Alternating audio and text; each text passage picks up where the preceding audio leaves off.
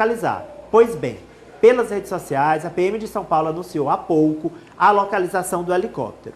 Todos os detalhes você confere agora digitando www.meionorte.com.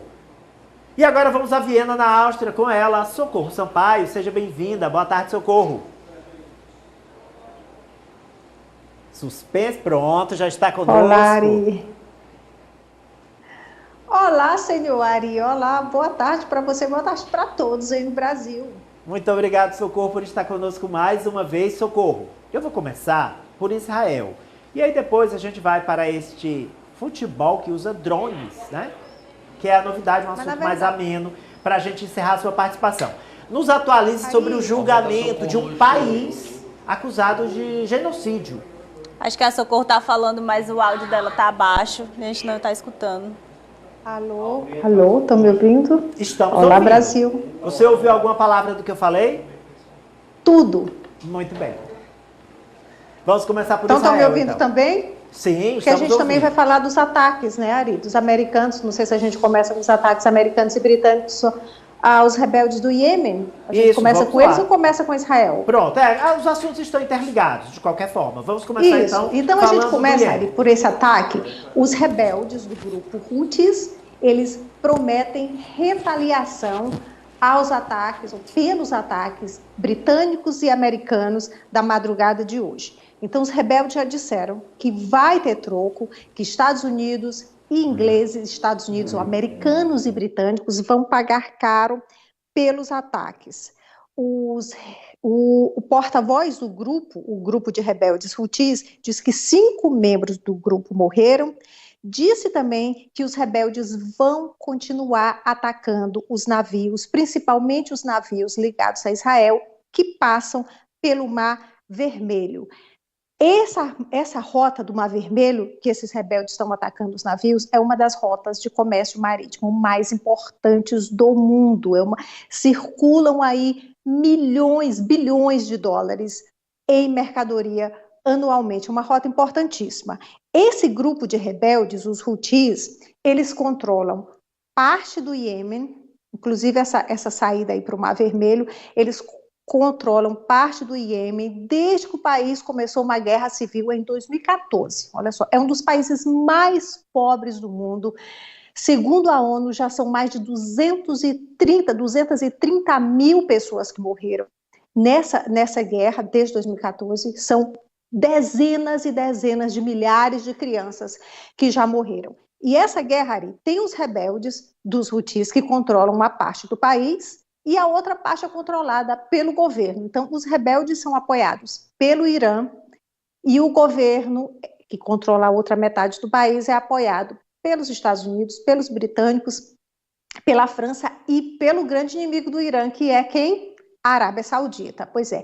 Então, quando começou a guerra, Hamas e Israel, os rebeldes do Houthis começaram a atacar os navios ligados, né, de países ligados a Israel, que passam por esse estreito, que tem essa passagem, essa rota importante do Mar Vermelho.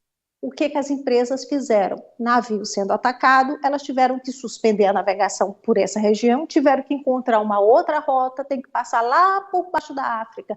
É uma rota agora que demora muito mais, no mínimo acrescentou aí mais 10 dias na viagem e deixou principalmente o que, Ari? Muito, muito, muito mais caro, porque é muito mais dia, demora mais, fica mais caro, aumenta o preço de petróleo, aumenta o preço de todos os produtos, é uma grande rota de produtos da Ásia que vem para cá, para a Europa. Bem, por causa disso, os Estados Unidos atacaram, Estados Unidos e britânicos, com aí acordo com o apoio de vários outros países, como o Canadá, como a Holanda. Bem, o presidente Biden diz que o ataque foi para proteger o livre fluxo do comércio internacional. O presidente Biden disse ainda que os Estados Unidos não hesitarão em ordenar outras medidas para proteger os Estados Unidos e o comércio internacional. Já do Reino Unido, o primeiro-ministro britânico Rishi Sunak diz que os ataques foram uma ação limitada, necessária e em legítima defesa.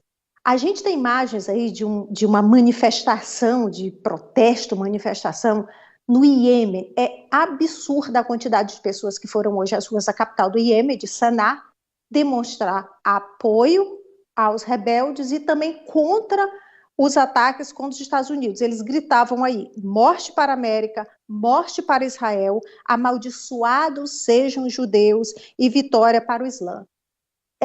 Muitos protestos em outras cidades em apoio. A gente tem imagens aí também de Teherã, capital do Irã, que é aí o país que apoia, que dá dinheiro para os rebeldes. Também muita gente nas ruas de Teherã em apoio. Então, esse é o cenário ali para ontem. Eu lembro bem que o João Carvalho falou ontem que era inevitável essa escalada, essa expansão da guerra. A gente já está vendo aí, não é, João? Que já é a expansão da guerra Hamas-Israel. Olha, o João Carvalho se juntou a nós, ele não estava no início do programa, e eu quero linkar exatamente com ele, porque ontem, no comentário dele, o João disse, olha, tem o conflito Palestina-Israel, mas isso está se regionalizando com vários outros focos de confrontos, e esse foco, embora aparentemente alguém diga, não, mas é os Estados Unidos e os britânicos tentando proteger uma rota comercial. Mas ali, nada é por acaso, está tudo interligado, né, João? Os Estados Unidos, primeiro, como sempre, ele age pensando no faturamento, né? Ele mexeu nas rotas que vão atacar o comércio, vão influenciar nos preços e na economia americana, eles invadem. Até o Iraque, todo mundo sabe que não tinha, eles mesmos sabiam que não tinha nada de nuclear, invadiram para tomar o petróleo, para controlar, estabilizar o preço do petróleo. Nesse caso aí, Ari, a situação é mais complicada, porque Israel conseguiu uma coisa inédita. Conseguiu unificar os grupos radicais. Os grupos radicais sempre atiravam cada um para um lado. Agora está todo mundo voltando para Israel. É um risco. Israel entrou nessa guerra, para mim é uma guerra já, como é que eles chamam? Operação Especial de Intervenção, né? Não é uma guerra. O que acontece? Entrou para estabilizar o país e controlar a faixa de Gaza, a Palestina e a Cisjordânia. E o Líbano também, para ser sincero. A parte do Líbano que faz fronteira. O que aconteceu agora? Ele está tendo praticamente aí 6 frentes e é impossível. Tirando os Estados Unidos que tem poder de projeção, por causa de porta-aviões, por causa de torpedeiros, submarino nuclear, nenhum outro país, aí a China pode até entrar um pouco nisso, mas nenhum outro país tem condição de levar 6 frentes de guerra. E eu digo hoje, a situação de Israel se complicou muito. E por quê? Porque a população caiu no discurso de gente que estava para ser expulso da vida pública. O Netanyahu, antes dessa situação, ele estava para ser caçado. Estava, inclusive, provocando forçadamente uma reforma política para ganhar imunidade. Que lá não tem imunidade, presidente. Estava fazendo uma série de reformas contra o combate à corrupção. Então a situação é extremamente complicada. O Iêmen é uma bomba ambulante, ninguém tem controle disso aí. No Iêmen hoje se calcula que 10% da população são pessoas de outros países que estão espionando. Só para você ter ideia, né? Você pega aqueles relatórios militares, 10% da população é espião. Por aí tu tira a convivência num país desse, né? E a Socorro, ela tem informações também sobre o julgamento de Israel acusado de genocídio contra os palestinos. O que Israel diz em sua defesa, Socorro? Pois é, Ari, a gente mostrou ontem o lado da acusação, o lado da África do Sul, que acusa Israel de genocídio em Gaza, de extermínio, para exterminar os palestinos em Gaza. Hoje foi a vez de Israel se defender no Tribunal Internacional de Haia. E Israel disse que as acusações do governo sul-africano são fundadas, são distorcidas e têm apenas o objetivo de impedir o direito de Israel de se defender. Israel afirmou hoje no tribunal que o Hamas é quem quer exterminar os judeus, que Israel se defende, que a guerra é contra terroristas, que não é uma guerra contra os civis e que a operação visa apenas alvos militares. Bem, o primeiro-ministro de Israel, Benjamin Netanyahu, disse ontem, após a primeira sessão, a sessão da acusação, que o governo sul-africano é o braço jurídico do Hamas. Agora a gente vai esperar, Ari, o parecer dos juízes, como a gente já mostrou ontem, já explicou, os juízes vão dar um parecer, que pode acontecer ainda esse mês. Agora, realmente, julgamento sobre se há ou não genocídio, se Israel é responsável por um genocídio em Gaza, isso aí há muitos e muitos anos, Ari.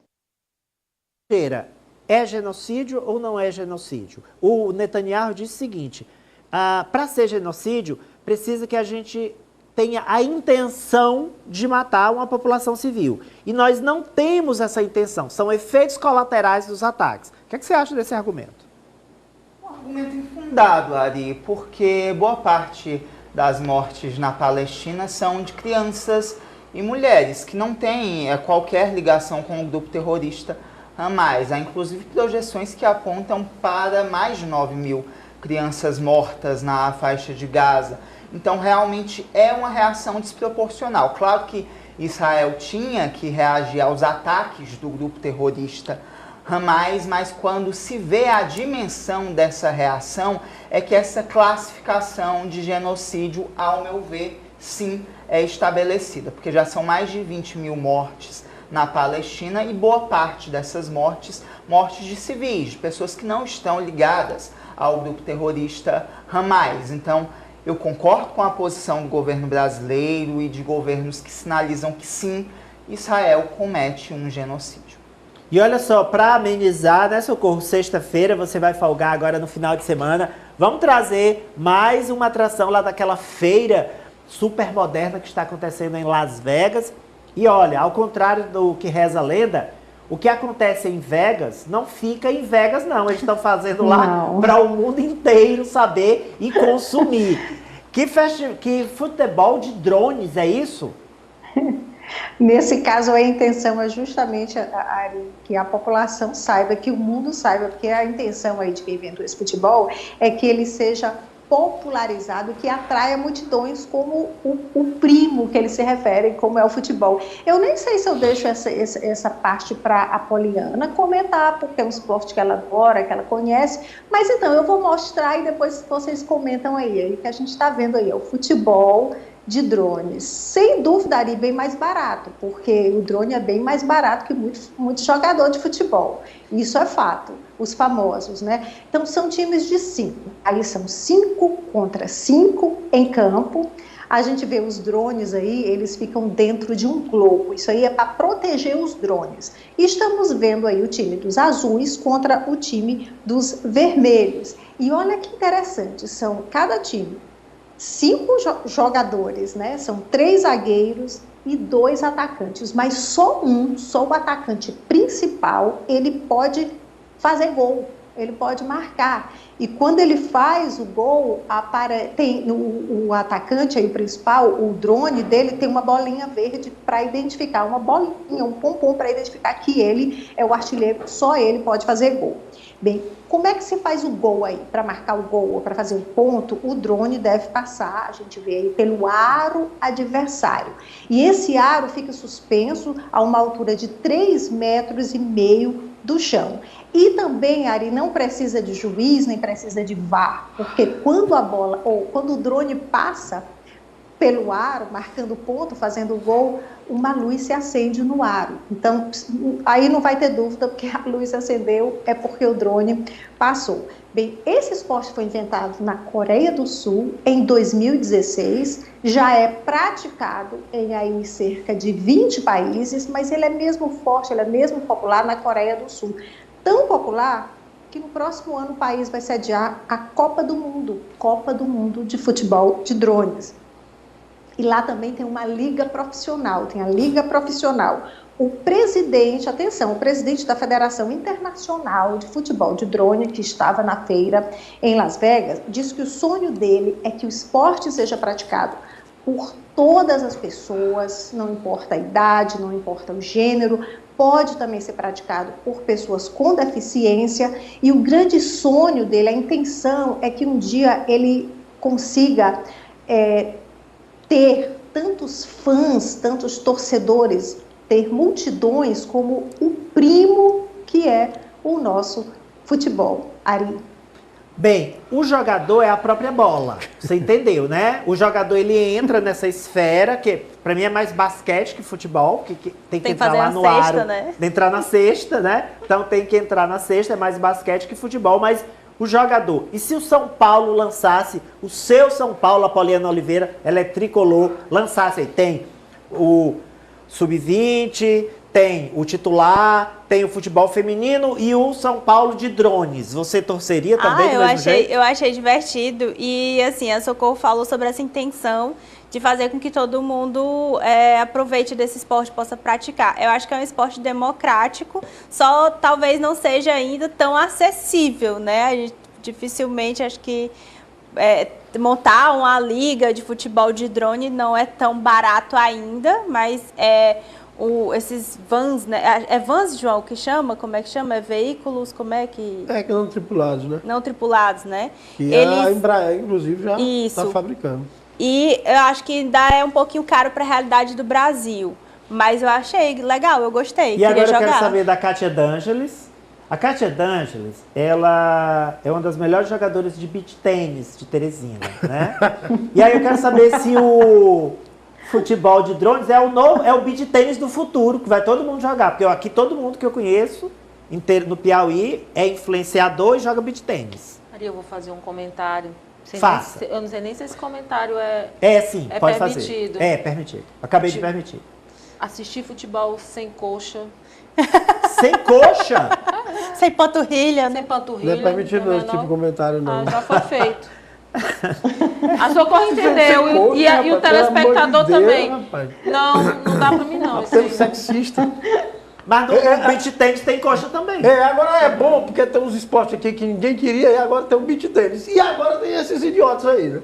Idiotas, eu não posso falar das panturrilhas das coxas. Esses caras aí não ganham nada em futebol, aí estão inventando um eletrônico para ver se tem algum título, né? Porque eles não ganham nada, simplesmente são 0,01 do futebol mundial. Olha aí, o João não gostou do futebol de drones, tá? Já jogou o drone lá pra longe. França, você que é mais nerd, né? Ele jogaria. Você jogaria? Jogaria não, acho que é perca de tempo, Ari. Eu não perderia. Surpreendeu você, viu, João? Eu não perderia meu tempo jogando futebol de drone. Inclusive, a nossa produtora... Nem pra jogar e nem pra assistir, no fim das contas. A nossa produtora, a Maria Clara, ela disse que tá muito parecido com o quadribol do Harry Potter. Sim, eu já ia comentar. Ela de lembrou fato. aqui. Tá parecido. Eu sou louco de Bem futebol, mas parecido. eu lhe juro, eu nunca prestei atenção em coxa. A gente sabe, João. Não há dúvidas que não. Definitivamente. Olha, o Você já quadribol do prestou Harry atenção Potter. nas partidas de voleibol feminino, seu Fausto. Que eu é sei isso, você O presta quadribol atenção. também, o objetivo é acertar a bola no aro, né? Olha só, Socorro, minha campeã da notícia. Minha goleadora da informação. Diga lá. Eu quero dizer que eu topo jogar com a Poliana, porque eu achei divertido. Eu acho que pode ser bastante divertido o futebol de drones. Eu Pois toparia. Tamo junto, Socorro, tamo Você junto. vai ser excluído do time do Piqui, porque você primeiro comprou uma televisão Veja bem, invisível, né? a gente já tem... Agora tá querendo jogar... E a gente já tem um Mas, campeão. gente, a televisão transparente É maravilhosa. coisa mais linda. A gente já tem o Neymar do Piauí, Não viu, vai Socorro? interferir ali na decoração. Às vezes tem aquele móvel feio, aquela coisa pesada no meio. A gente já tem o Neymar do Piauí do futebol de drones. Chama-se Danilo Romero. Nosso cinegrafista aqui da Rede Meio Norte Brasil, Olha, que faz as mais belas imagens de drone para a Rede Meio Norte Brasil, dá show de cobertura, agora mesmo na inauguração do Porto de